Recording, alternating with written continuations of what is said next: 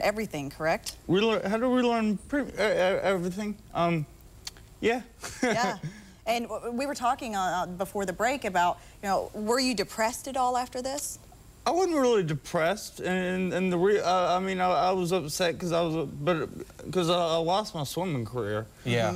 But and I was looking forward to swimming in college and everything, but there were so many people that I went to therapy with that couldn't walk and didn't have the advantage of getting back everything that I could. Sure. And the following action of the book talks about a boy that I meet at the end where I'm on my way to getting better, and he doesn't even wake up from his coma. Now, Jason, we were talking about it earlier. I mean, this isn't something that many people experience whatsoever.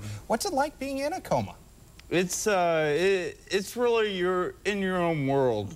At least for me it was. I didn't have, people ask me in my book signings if I remember people talking to me. Not at all. I remember what went on in my head, and that was pretty much it. Unbelievable. Now, who would this book help?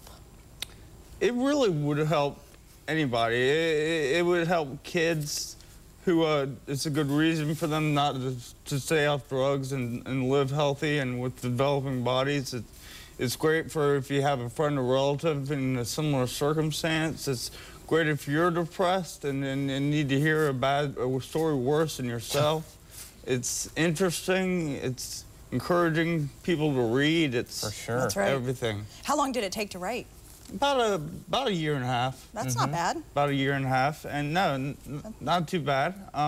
Some of the days were 6, 7, 8-hour work days, but that's all right. Well, and I think this book is great for everybody because it really just puts your own life into perspective, and you can say, oh, wow, my problems are nothing compared to this because you've lived right on through it. Right, and what it's taught me with the people that I met is that everybody has an event that really is tough, and I mean, I get told events of other people's lives, and it's hard to remain professional. Oh yeah. When they're telling me, the guy that had cancer and was dying, and I actually met a boy in Colombia who got a hold of my book, and I went down to meet this individual, and he fell 30 feet from during a soccer event at his school, and when I met him, he had the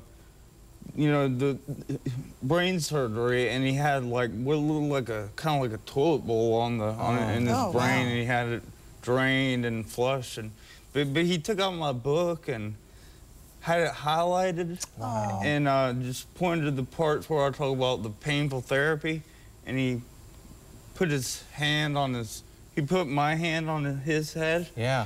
And I was like, I mean, I wish I could tell you that the pain is gonna stop, but it's not. Right. He couldn't even speak. And he just made the gesture, and it meant a lot to him. Oh yeah. And I was like, this is something you can beat because you've been exactly. He was a runner. You beat it yourself.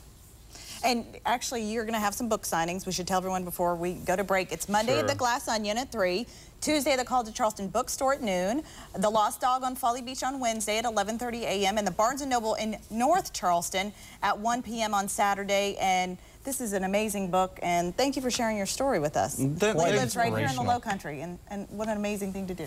What an amazing young man. Thank you, Jason. Thank you. Thanks for having me. Good to see you. All right, stay with us. Another performance by Sun Domingo next. Next, Ellen.